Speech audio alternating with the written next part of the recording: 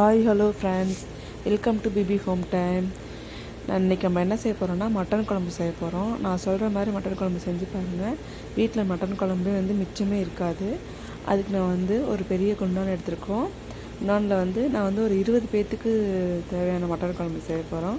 அதுக்கு ஒரு பெரிய குண்டானில் 1 கிளாஸ் கடலெண்ணெய் எடுத்துக்கோங்க. கடலெண்ணெய் ஊற்றினதுக்கப்புறம் நம்ம இந்த பட்டை, கிராம்பு, கசகசாலாம் போடுவோம்ல, அதெல்லாம் மிக்சியில் பவுட்ரு மாதிரி அரைச்சி எடுத்து போட்டுக்கோங்க.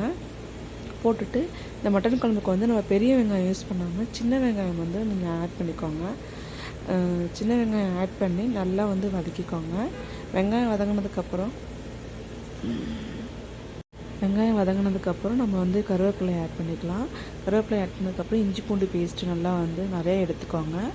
எடுத்ததுக்கப்புறம் தக்காளி ஒரு 1 கிலோ தக்காளி நான் மிக்சியில் அரைச்சி எடுத்துக்கிட்டேன். அதுக்கப்புறம் வெங்காயம் தக்காளி நல்லா வதங்குறதுக்காக உப்பு ஆட் பண்ணியாச்சு. உப்பு ஆட் பண்ணிக்கோங்க. பச்சை மிளகாய் ஆப்ஷனல் தான். பச்சை மிளகாய் எங்களுக்கு பிடிக்கும் அப்படிங்கிறதுனால காரத்துக்கு ஏற்றாற்போல் பச்சை மிளகாய் ஆட் பண்ணியிருக்கேன். மஞ்சத்தூள் கொஞ்சம், மிளகாய்த்தூள் கொஞ்சம், கரம் மசாலா கொஞ்சம், மட்டன் மசாலா ஒரு 100 கிராம் எடுத்திருக்கேன். கடையில் வாங்கினது தான் எல்லாமே ஆட் பண்ணி நல்லா பச்சை வாசனை போகிற வரலும் அந்த எண்ணெயிலையும் நல்லா வதக்குங்க. மட்டன் குழம்புக்கு முக்கியமாக தேவை எண்ணெய் தான். எண்ணெய் நல்லா நிறையா ஊற்றி செஞ்சிங்கன்னா குழம்பு டேஸ்ட்டாக இருக்கும். இஞ்சி பூண்டு பேஸ்ட்டும் அதுக்கேற்ற மாதிரி போட்டுக்கணும். நம்ம இப்போ கறியை நல்லா சின்ன சின்னதாக கட் பண்ணி எடுத்துருக்கோம். இந்த கறியை ஆட் பண்ணிக்கலாம்.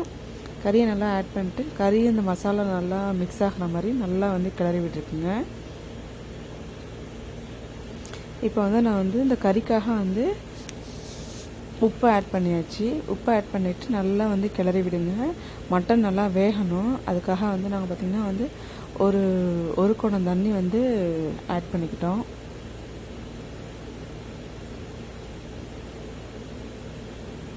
ஆட் பண்ணி இந்த மட்டன் நல்லா வேகட்டும். நல்லா கொதிக்க விடுங்க ஒரு 1/2 அன் ஹவர். கொதித்ததுக்கப்புறம் நான் ஒரு தேங்காய் ஃபுல்லாக திருவி தேங்காய், முந்திரி, பொட்டுக்கடலை, சோம்பு எல்லாமே சேர்த்து மிக்சியில் அரைச்சி எடுத்து வச்சுருக்கோம். நீங்கள் முந்திரி கறி குழம்புல சேர்த்துக்கிட்டிங்கன்னா குழம்பு டேஸ்ட் நல்லா கொடுக்கும். அதனால் பொட்டுக்கடலைக்கு பதிலாக நீங்கள் முந்திரியை ஆட் பண்ணி செஞ்சு பாருங்கள். குழம்பு ரொம்ப டேஸ்ட்டாகவும் இருக்கும். இது ஊற்றுனதுக்கப்புறம் தேங்காய் அரைச்சி ஊற்றுனதுக்கப்புறம் ஒரு 10 நிமிஷம் நல்லா கொதிக்க விடுங்க. குழம்பு கொதிக்க விட்டதுக்கப்புறம் குழம்பு பார்த்திங்கன்னா நல்லா கெட்டியாகிடும். நமக்கு மட்டன் குழம்பு கிடச்சிரும். இந்த மட்டன் நல்லா வெந்துருச்சா, உப்பு காரம்லாம் ஓகேவான்னு இந்த டைமில் நல்லா செக் பண்ணிக்கோங்க.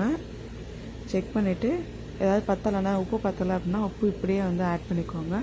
குழம்பு நல்லா கொதிச்சதுக்கப்புறம் ஒரு கைப்பிடி புதினா மேலே இறக்கும் போது தூவி விட்டுருங்க. புதினா போட்டு நல்லா கிளறி விட்டுட்டிங்கன்னா குழம்பு ரெடி. இது பார்த்திங்கன்னா நமக்கு சூப்பரான சுவையான மட்டன் குழம்பு ரெடி ஆகிடுச்சு. இதே மாதிரி நீங்களும் வீட்டில் ட்ரை பண்ணி பார்த்துட்டு எப்படி இருந்துச்சுன்னு கமெண்ட் செக்ஷனில் கமெண்ட் பண்ணுங்கள். இந்த சேனல் உங்களுக்கு பிடிச்சிருந்துச்சுன்னா லைக் பண்ணுங்கள், ஷேர் பண்ணுங்கள், மறக்காமல் கீழே இருக்க பெல் பட்டனை கிளிக் பண்ணுங்கள். நீங்களும் இதே மாதிரி வீட்டில் செஞ்சு பார்த்துட்டு எப்படி இருந்துச்சுன்னு கமெண்ட் செக்ஷனில் கமெண்ட் பண்ணுங்கள். மட்டன் குழம்புக்கு ரொம்ப தேவையானது பார்த்திங்கன்னா எண்ணெய், இஞ்சி பூண்டு பேஸ்ட்டு, வெங்காயம் எவ்வளோக்கெவ்வளோ போடுறோமோ அதுதான். நீங்கள் வீட்டில் செய்யும் போது சின்ன வெங்காயம் மோஸ்ட்லி யூஸ் பண்ணுங்கள். பெரிய வெங்காயம் யூஸ் பண்ணாதீங்க. கறி குழம்பை பொறுத்தவரையிலும் மட்டன் குழம்பு, சிக்கன் குழம்பு தான். நீங்கள் சிக்கன் எடுக்கிறத விட மட்டன் எடுத்து சாப்பிட்டு பாருங்கள். உடம்புக்கு குளிர்ச்சி. சிக்கன் உடம்புக்கு சூடு தான். அதனால் மந்த்லி ஒரு டைம் மட்டன் குழம்பு இந்த மாதிரி செஞ்சு ட்ரை பண்ணி பாருங்கள். நான் இது எங்கள் மாமா வீட்டு ஃபங்க்ஷனில் செஞ்சோம். தேங்க்ஸ் ஃபார் வாட்சிங், தேங்க்ஸ் ஃபார் சப்போர்ட். சேனலை பிடிச்சிருந்துச்சுன்னா லைக் பண்ணிக்கோங்க.